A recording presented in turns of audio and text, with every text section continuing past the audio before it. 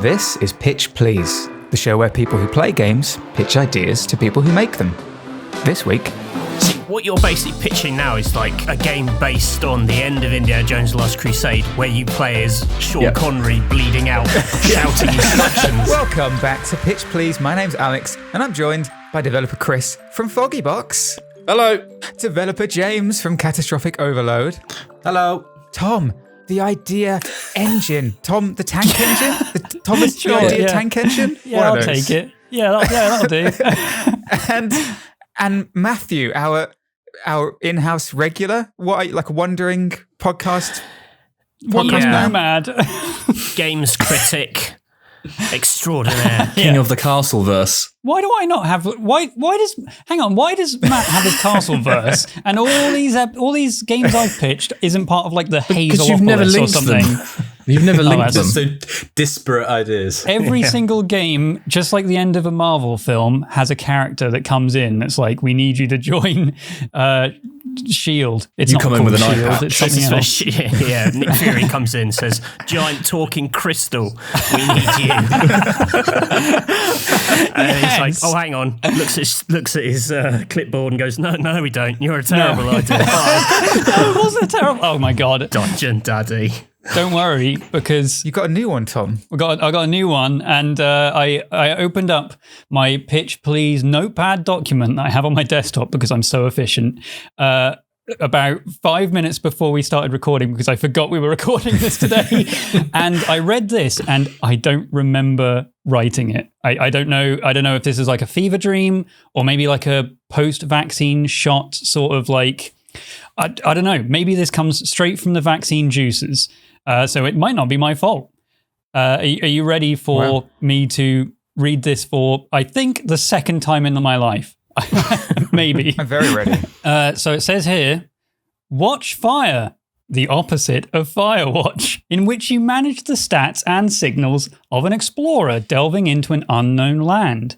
You see their position, health, oxygen, while following survival guides and information from previous explorers, apparently, to inform your decisions and lead your kooky explorer friend to the treasure/knowledge inside.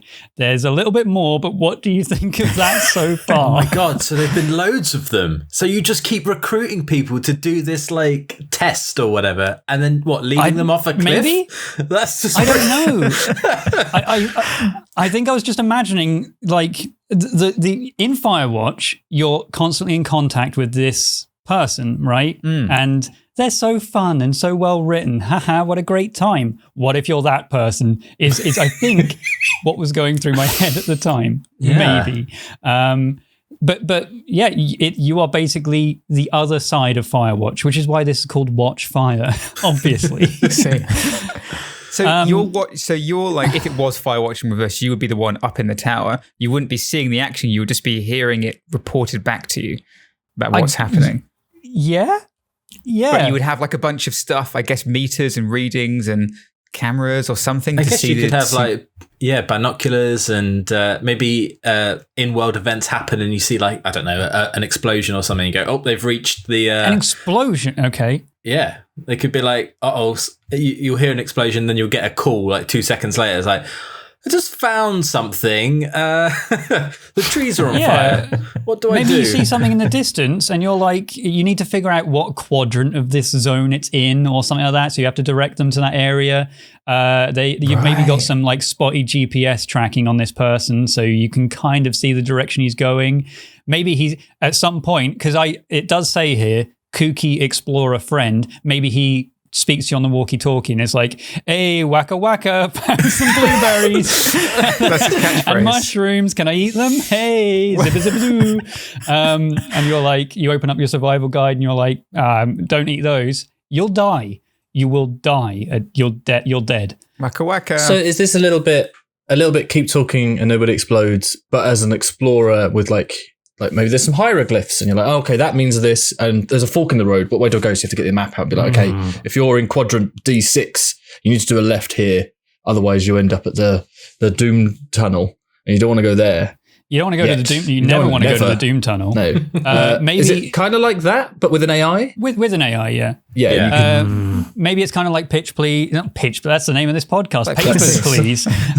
Where he says like, oh, this sign says it will go straight to Doom Canyon. Do I want to go to Doom Canyon? You're like, hang on, let me just check the logs from other people who have gone down this way, and it says, yep, no, everyone that goes to Doom Canyon dies. So don't go to Doom Canyon, go the other way instead. That'll save you. So the thing that it made me think of initially was, and we've talked about this a couple of times on the podcast. In fact, the very first episode where we came up with, what was the God game? I can't remember what it's called. Hashtag Blessed, of course. So Lifeline, where that was a mobile adventure, right? Where a guy would text you and be, is he like an astronaut or something? Or he's an explorer, basically. And he's saying like, oh, I'm here. Do I go left or right? And then you tell him, and then he'll report back to you through text messages.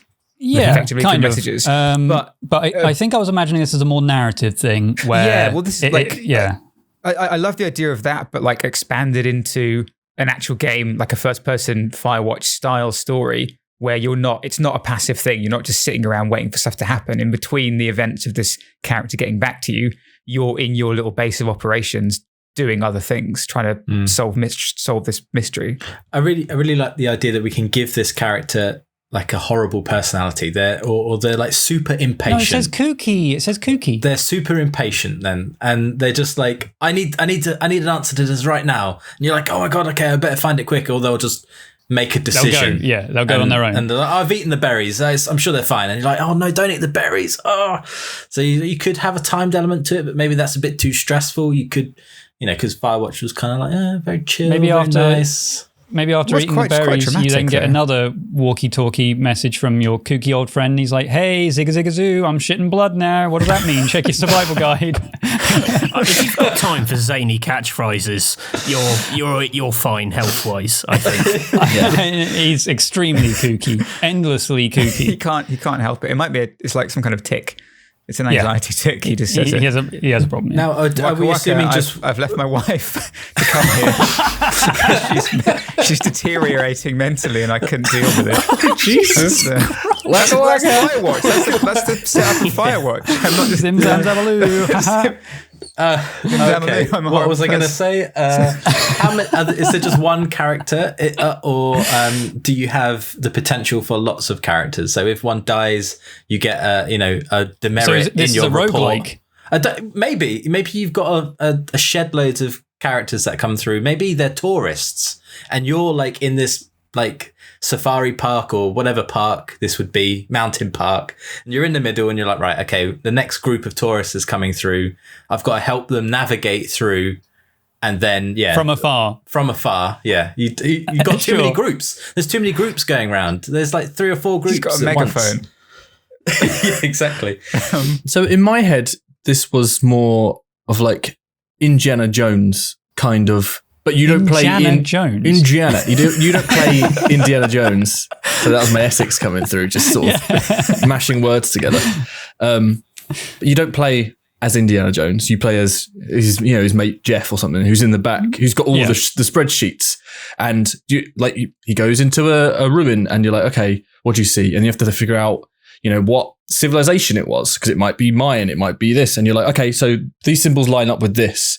But, when you get to, that means you're in this ruin. So you're in this quadrant now. We need to go left. Okay, you've gone left.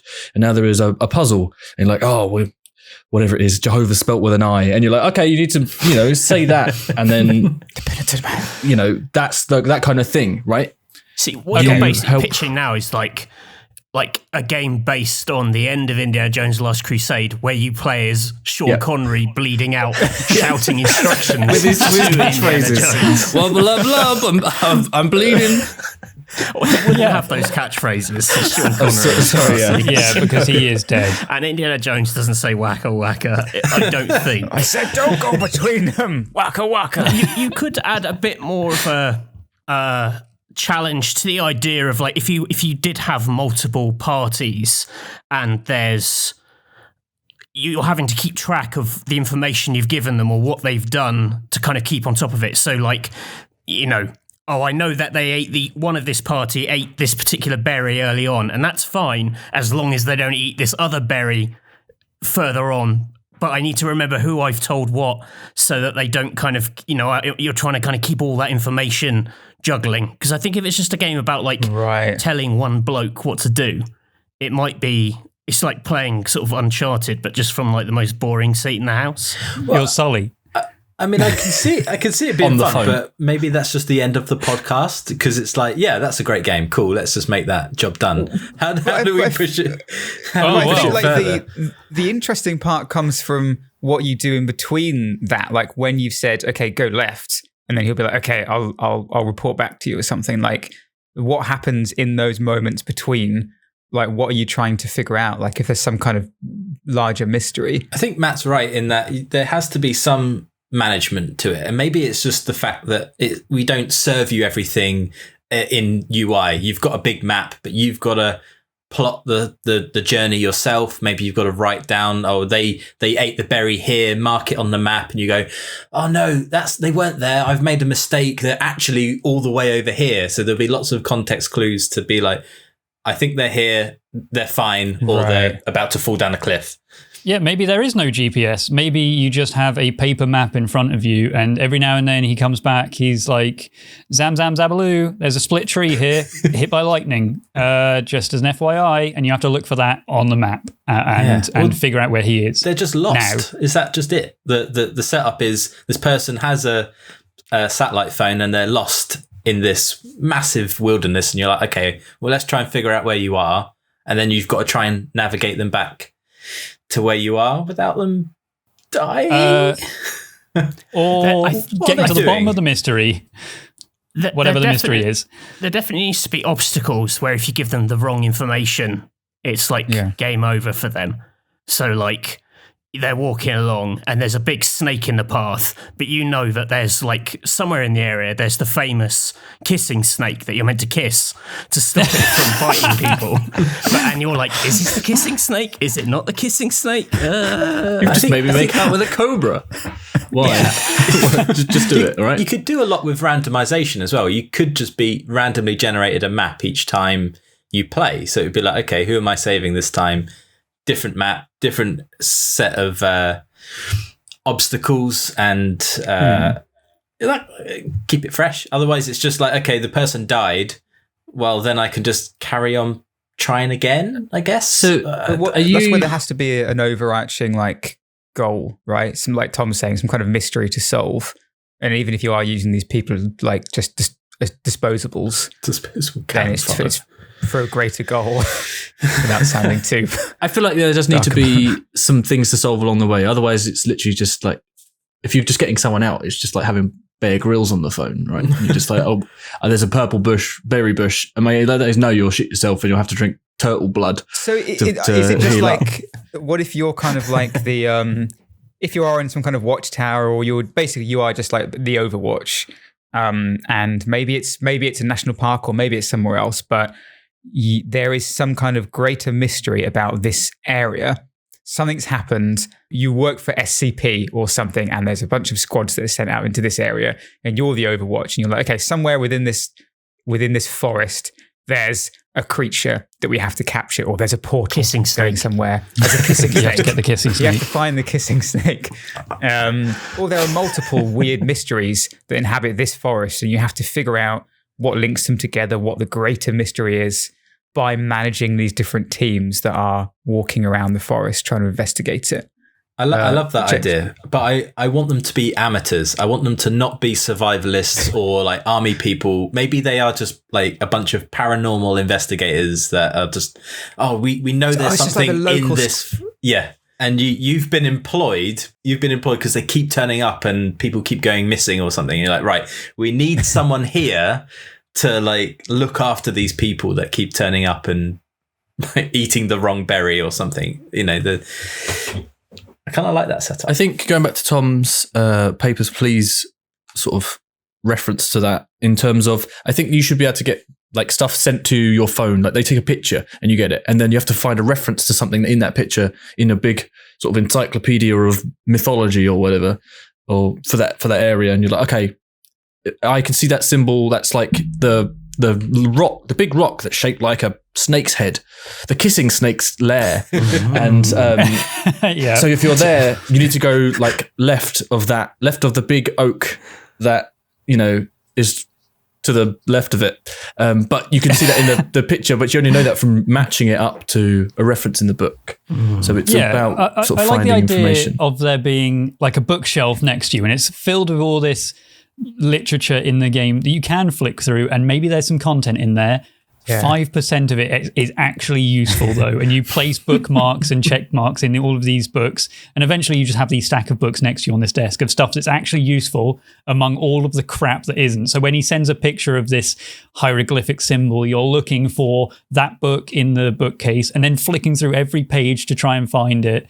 And then when you finally land on it, it's like, great, cool, amazing. However, by that point, he's already left, or is like, he's taken the left path, and you read the hieroglyphic later on. It's like, oh fuck, oh no, you weren't meant to go that way. Book upside down. I really like that idea, because you could I like that we're leaning in more into the narrative side of it, and you could just have within the columns of the books, like other annotations from other people that have worked your job. So there'll be like, oh, this person ate this berry, and then you might see a annotation from the previous occupant going, oh yeah, don't listen to them when they say it's this, it's actually this. Dark Souls. I mean, that works great for like the tutorial segment, right? Where that's as far as the previous explorers got, and they're like, okay, we'll handhold you through this bit because we've got the annotations that is literally saying go left here and all of that stuff. And then eventually the annotations stop because you've progressed further than the previous explorers ever have. And also, it's a cool like story moment when I don't know, there's like an ink splash and the line drags all the way off the book because that's when that person died. And you can get a black light and you can see a hidden number on it, and you're like, oh, that leads to a page, and then it tells you it's on a map of the back of the Declaration of Independence. And it was National Treasure, the game, all along. Just staring at lemons the whole game. Like, Nick why Cage is there this bowl of lemons in here? What's that? Okay, well, I think we enjoy the idea at this point, so I'm going to continue with my pitch. Twist. I have a twist. So we can scrap this entirely because, again, I don't remember when I wrote this. Twist. At some point, the entity inside contacts you and gives you more information, right? You're hallucinating. You cannot tell your explorer friend about it, as the radio gets garbled when you even think about telling them. For example, and I don't know what this is an example to, because this just seems to happen out of nowhere. Example, must have high heart rate to enter a particular area, must be dangerously low on oxygen, etc. And that's where my writing ends. Because that's where you died. Now, I thought it would be a good idea to try and decipher what I've done here. Okay. So there's an entity that contacts you, and I guess is the spirit of the cave, the kissing snake itself. It contacts you. Stop. And it's just hissing and smooching. It sounds like you're trying to engineer certain things, but you can't tell them directly. So it becomes about using communication in a like that thing about the heart rate. You can't say, oh, to get through this door, your heart rate needs to be higher because the entity's told me. So you just have to do stuff that's going to get his heart rate higher so he can go through. So you're almost trying to trick them in the information you're giving them to get to, what you actually want. That's interesting. I think that's kind of what I was thinking, where it says must be dangerously low on oxygen, for some reason, maybe like the guy is like, hey, zigga zigga, I am running out of oxygen. When shall I refill? And you're like, no, not yet. Not yet. It might be, but I think not yet. I think what Matt's trying to say is that it's a different kind of puzzle then. So you could have choices. It's like, okay, I know that he has to have a high heart rate to go through it. I'll make him run through here. Or, okay, he needs to go through here, but he needs to have low oxygen. How do you get low on oxygen? What if I make him swim? Like, that's a way of making that a puzzle where you have to think about how situations cause like, these things. I feel like every individual room then becomes almost like a point and click adventure. use adventurer on lake. And suddenly like, oh, low on oxygen now, use exhausted adventurer on door, and now it works for some reason. Right. Or like trying to put them in particular situations that gets them in the correct physical state, I suppose, to proceed. Bleeding. Based on what the entity is communicating to you. What? So the entity, is this a Dead by Daylight thing? Is that where that's came from? I don't know. It's Nicolas Cage. I Nicolas feel Cage like in the sky. I feel like it's like a haunted relic inside the dungeon that you're trying to recover, and it's communicating with you. Maybe it's a crystal skull, and it's actually an alien. Well, but before you brought this up initially, I was thinking it was starting to lean slightly towards the like the kind of Cthulhu-y style thing, perhaps, or at least the occult. Like, I really like the idea of it being paranormal or occult, like something kind of weird going on there. But the entity kind of works. It's the same kind of deal. Like, but I love the idea Something has of contacted you, and it wants your boy to have a higher heart rate to get into the next room. So is it like a management adventure game? Like, are you with deception? You're deceiving the people that you're managing because that's the only way to get to complete the puzzles. I don't think you're necessarily deceiving them. You're just trying to do what the entity says, I guess. But you can't tell the adventurer that's in the trial or whatever that you have extra information. Maybe no. Let's go with no twist. Let's go back, shall we? Because I think that's just confused the twist is you there's as no much twist. as I confused me.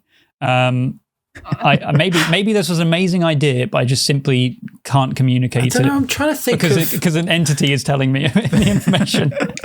Like, if we forget the like story element of like why that exists, I feel like there's a nice mechanic there of like, okay, let's take in the heart rate one. I need you to go from point A to point B with a high heart rate without communicating that to this NPC. Can it be more like story based? So it would be like, you've got to say over the radio, hey, there's a monster coming. You've got to run now. So you've got to, or maybe there's a list of options, and it would be like, there's ice cream here back at base, and they get all excited and their heart rate goes up. Like, are there like just silly choices that you've got to try and match it up with what you've got to try and suss this person's personality. So it's like Firewatch dialogue style, like dialogue wheel style selections. Yeah. So there'll be choices, but the outcome of those will affect your progression through the puzzles.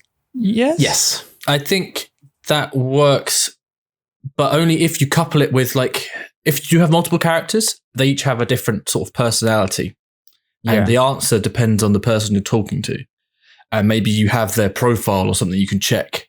And it's like, hey, loves ice cream. This guy loves ice cream. Like, he gets really excited for it. So like, I'll use the ice cream answer on this. Doesn't like running, likes ice cream, will run for ice cream. At the end of this tunnel. Yeah. His name is Ben, and his brother is Jerry. It's Ben and Jerry's. And this guy hates Nick Cage. He's like, Nick Cage is coming. And it's definitely watch out, Nick Cage is behind you. His heart rate gets dangerously high when you mention Nicolas Cage. He loves the National Treasure films.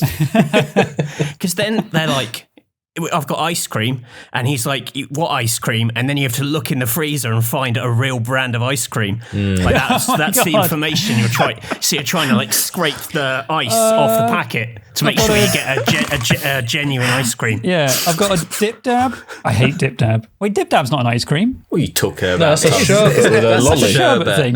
What am I thinking of? Twisted. Twister. What's the one that looks like a Dip Dab? Like, it's like red. I'm thinking of Rocket. Is it Rocket? That's the Are you lolly. thinking of a rocket lolly? You think of a which fab? looks I'm nothing thinking of a like Rocket lolly. No. That looks nothing like a Dip Well, Dab. I'm glad I we think had you're thinking that. of a, ice cream tangent. is, Tom. I think you're thinking of a Knobbly Bobbly. Yes. Also, that's not an ice cream, just to clarify. It's a nice lolly. What? It's not got cream in it. Christ. All right, look. What, a Knobbly Bobbly is covered in ice cream, isn't it? I mean, this is all great dialogue for the game. What's ice cream or ice lolly? except imagine it's Sean Connery shouting that and he's bleeding out. And if you get the answer wrong, the occult takes their soul. Is that what we're saying? Like, it's just, That's right. So, Ice cream has cream in it. Matthew, what are you thinking of this so far? Like in terms of the overall game, how are you? Is this coming together for you in any way? How are you picturing it? I think the big worry with this is that for all the exciting stuff that's happening off screen, it's how you kind of capture that and bring that to life. Like it would have to have amazing sound design to kind of capture that, because otherwise you're in quite a static, boring room looking at text documents, basically. That feels like a hurdle you've got to get over a little bit. I don't know how you create more urgency. You could argue the same thing for something like Firewatch, right? There's so much of that is just done through dialogue and through sounds. Yeah, but you are fundamentally moving through a forest. You are walking around. You're not trapped. If Firewatch was only in that tower, I don't think it would be as beloved. Yeah, this is more of a radio play where you hear the sounds. This is basically like very sexy Archers episode. Yeah, the one where they go to a ruin and make out with snakes. That's where like the puzzle stuff that Tom was talking about, like inside the tower, inside the, I don't know, the Overwatch room, whatever it would be, comes from like in terms of having the map and having the books to research, and like and also like that the story of like I don't know, like previous people who have been in that job and like seeing the notes that they've left and things. I think somehow being able to tie that stuff together could be like a pretty cool tense story. Is there a version of this where you are a person who's part of the exploration party, but like against your will? Like you're an academic who's been dragged along. You've got a rucksack full of stuff, and you are there present in the situations which you're trying to manipulate with information. Oh, you're leading the Nazi explorers through the dungeon. Take us to the treasure. And then you're like, absolutely, sir. Hans. Kiss that snake. Yeah, but Got the dialogue already sorted. It needs to be workshopped. But. No, you need to play the Germans in this game now, Matt. That has to happen. 9. You kiss the snake. Kiss the snake, Mr. Explorer.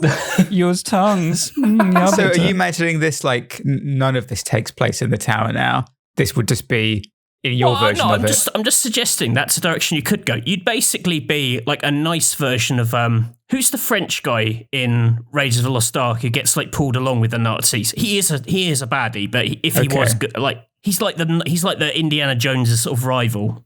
That guy. Yeah, I can't remember his name, but yeah. You've like made your bed with the enemies, now you have to sort of sleep in it kind of scenario. Okay, and so that's where the deception comes in. You get to see all the stuff firsthand, but that is a radically different game. So when you get contacted by the entity, it's like, make sure they pick it up and I'll melt their faces. Yeah. And you're like trying to get them to melt their faces so you can escape.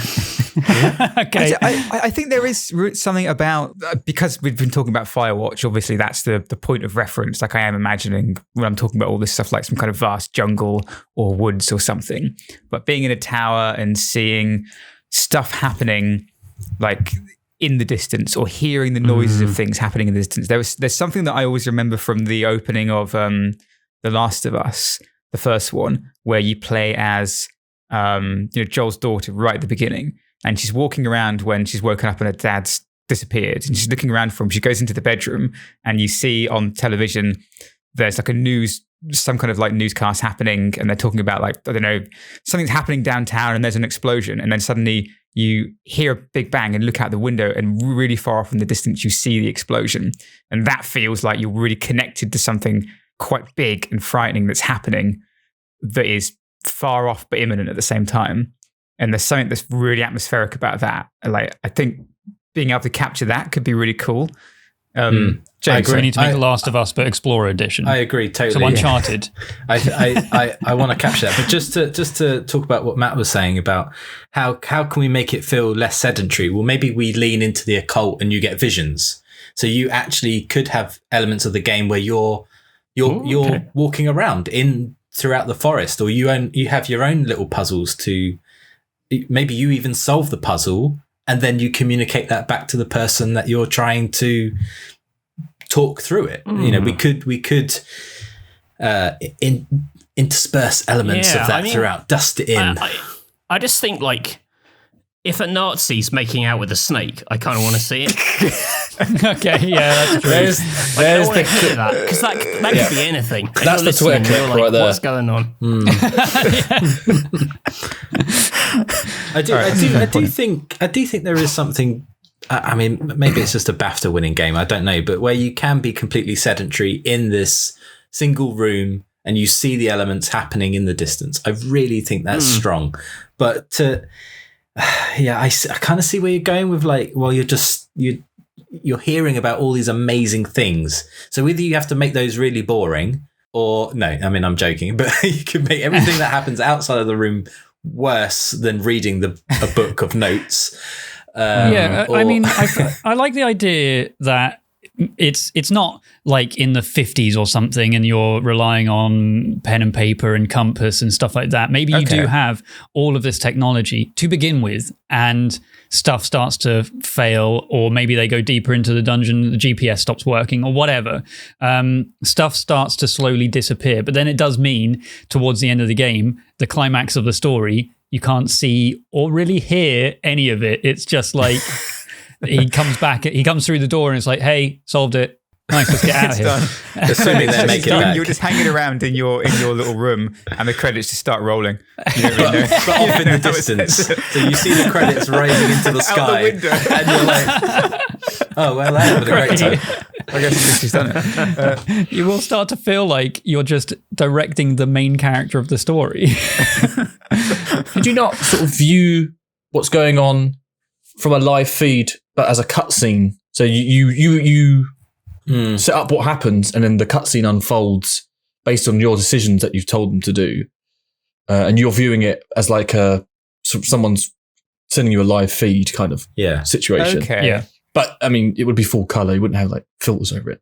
But you could so that sequence is so it's predetermined by the stuff you've just told them to do, and it kind of patches it together based on your decisions. Yeah, and it would play out kind of like unless it plays out kind of like a Telltale game where sort of as they act it out, it then cuts back to you. You make a decision. You're like, okay, yeah, do I want them to do this based on this? And it sort of goes back to them and goes, okay. Now, I like the idea that there is this live feed on a screen at maybe all times. So you are able to kind of like glimpse at it and see, yep, they're still doing that thing while I'm researching this thing in this book. And I look back at it, or maybe you're trying to, discover some clue or something. And then all of a sudden you hear a loud noise and you immediately in the game, you're trying to like look at the screen again to see what the fuck is going on. Right. And it's all shaky and crazy and you're trying to determine what's going on. And I think it should just be an element in the game that you can just watch all the time if you want to. I suppose nothing will actually happen. It's like being in the spooky van in that ghost hunting game. Oh, Phasmophobia, yeah. But then you do the classic cinematic thing, like Chris is saying, where you see it all fuzzy, and then the camera sort of pans through the screen, and then it's all in full color. Like if there's a big moment, because you want to represent to the player like this is what this character's feeling right now, so they see it in more detail than you do through the eyes of a screen, through their eyes. So yeah, I really like that though. I think that could work. I like this idea that you can see all this stuff happen and you're like, well, I'm still in this room, oh my god, I'm here and they're all the way over there, and I better be careful to not give them bad information. Does that mean like at some point then we have to let the player come out of that or go into, like, they have to be able to, like, something happens towards the end of the game where you step back from mission control and then it's your responsibility to go out and finish the story. Oh man, that would be so cool if you come out of the room and you basically retread the steps that you've seen through this live footage, right? Okay, and you're like, okay, I remember this room, and you can see the evidence of all the things that they've done, like the plinth is in the place where you told them to put it, the icon is put on this pedestal up here, there's a blood splatter from when this dude died. Sucks to be that guy. And you are in the back of your mind. Decisions you've made. There's like a snake with lipstick. A few kissy marks on the wall. Jehovah spelt with an I.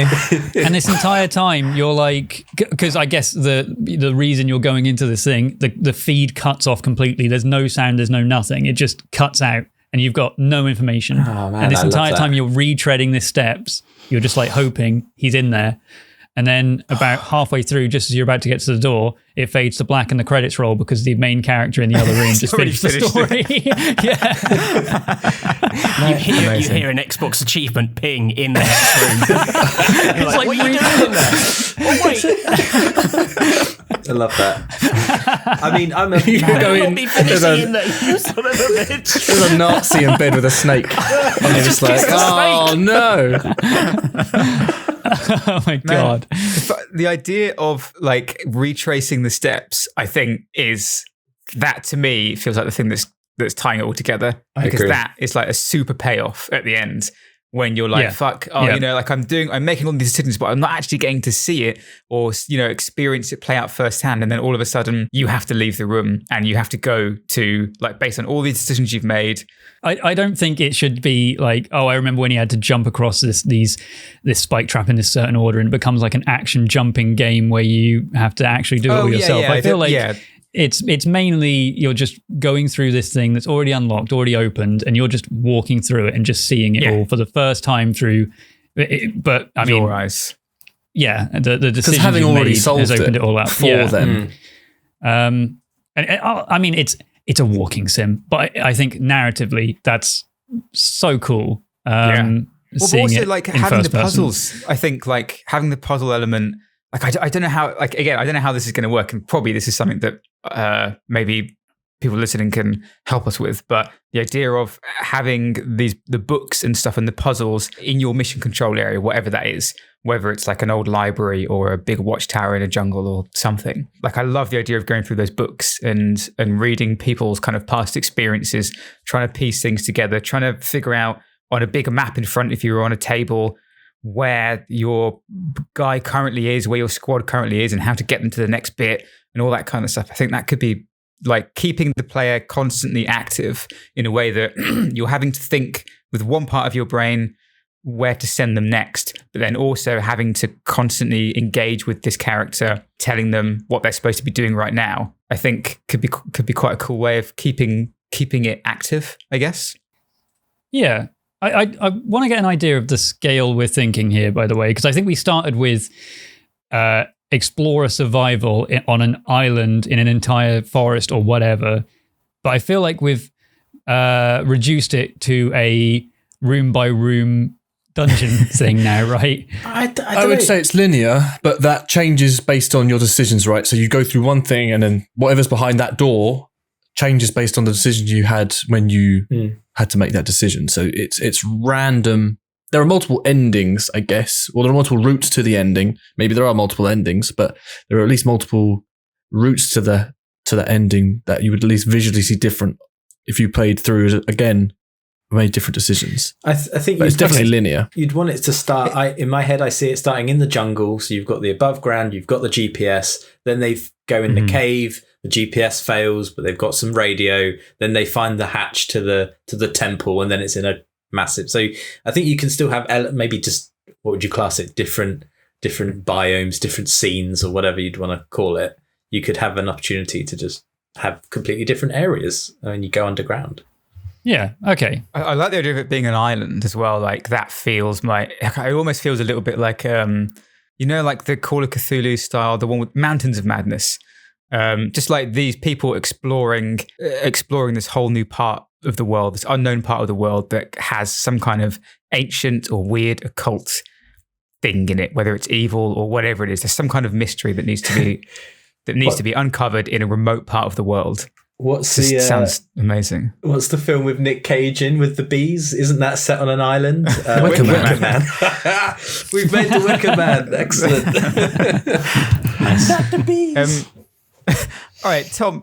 So can you? I think we've veered, but we're kind of like in a similar ballpark. I mean, the only way we've diverted from what's written here is we took out whatever the hell that twist was. The entity. So yeah, it's helping a group of explorers discover and uncover the mystery of the island while stuck in your library, watching a live stream, looking at a paper map, following their GPSs, monitoring their health and oxygen levels and all of this stuff, and helping them get to the end. And the twist at the end is that eventually all tech fails and you lose communication with your explorers, and you have to go and retread the steps that you've made your explorer friends, kooky explorer friends, not Nazis uncover. anymore. Okay. Not Nazis. Okay. Unless. I feel like Nazis and kooky explorer friends should not be in the same description. Oh, they were a wacky bunch, weren't they? Yeah. But yeah, you get to the end and you discover, oh my god, my only last explorer, he's starting to be abducted by aliens. He's holding the crystal skull, and you have to stop it. And that's how you save. Snake. You save the expedition, and then you close the book with all your annotations, and then the credits roll. And after the credits, someone else opens the book and is starting to follow your annotations. Oh my god! And he goes into the Your dungeon son himself. / daughter. Yes, which you had in the middle of the game. Yes, there's a weird cutscene. There's a weird bit snake. where What remains of the kissing snake? That's the name of the Half game. explorer, half snake. all kissing. That's the quote for this game. Yeah. Half explorer, half snake, all kissing. Wow. There you Matthew, go. what do you think of this? What's your take? Yeah, like I'm big into the snake kissing. I think that's cool. Yeah. I like I love a game with a big narrative twist that has a big mechanical Shift. connotations. Weirdly, it reminds me a bit of like like Stories Untold, or That's what I was thinking of. Yeah, I couldn't think of the name of the game. like a kind of interface information management game that then becomes a more almost a sort of like a more lived in horror experience or something feels like the kind of thing that those guys would do. Observation actually also had a similar kind of, it was like 2/3 one thing, 1/3 another. Yeah, I think this is cool. Wow, that's pretty positive from you. Holy actually. shit. That's, hang on. I just remembered there's a second end credit scene when the door opens and it's Dungeon Daddy, the Crystal of Wisdom. Well, now you have got a Tomverse. Finally. That is connective tissue. I live for that shit. Hazelverse. Chris? Hazelverse. Yeah, I mean, I really like man in the chair games. You know, when you're. I think the that's man becoming in a the theme, chair. right? A lot of these episodes have become that. That's become our new roguelike Is that deck the building. It's a XCOM. It's a it can suit a lot of genres. Yeah. I mean, I like that kind of thing, and I like being able to when you retread everything at the end, seeing the consequences of your actions, and just being like, oh, I remember making that decision, and that man is dead because of it. Like, That's and then clinched it for visually me, yeah. seeing that is nice. Not for him. It's nice. Not for him, but no, visually it's seeing the bad- dead man terrible for him. is nice that I've killed. Yeah. James? Yeah, same as Chris. I love the idea that you can go back and retread those steps. But like in The Walking Dead, where you see the results, the little bar charts that say you made these decisions.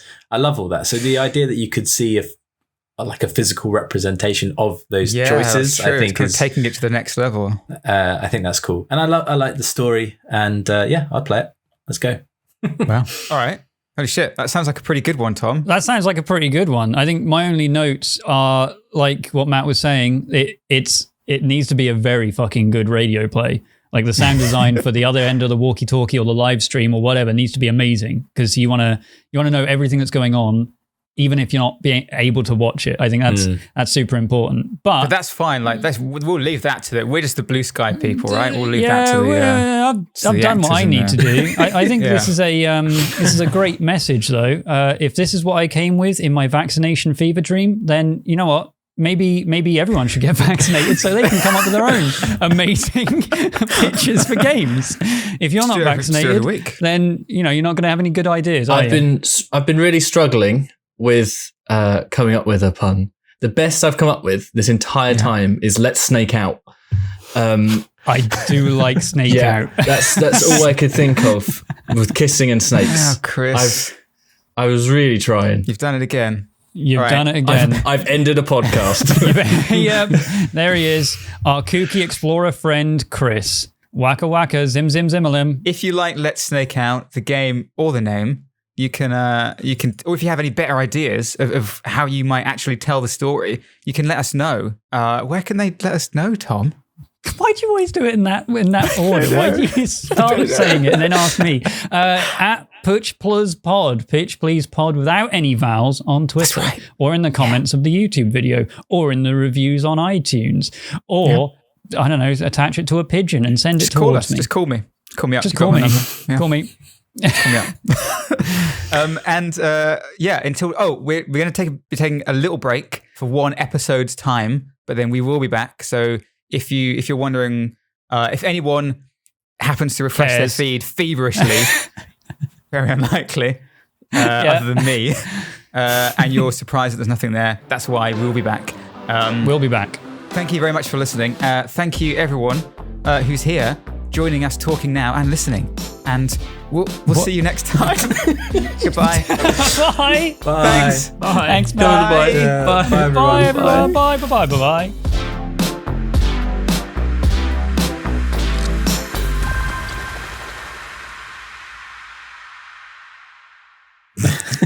Wow, once again, Alex. Sorry for that. What a outro. fucking mess.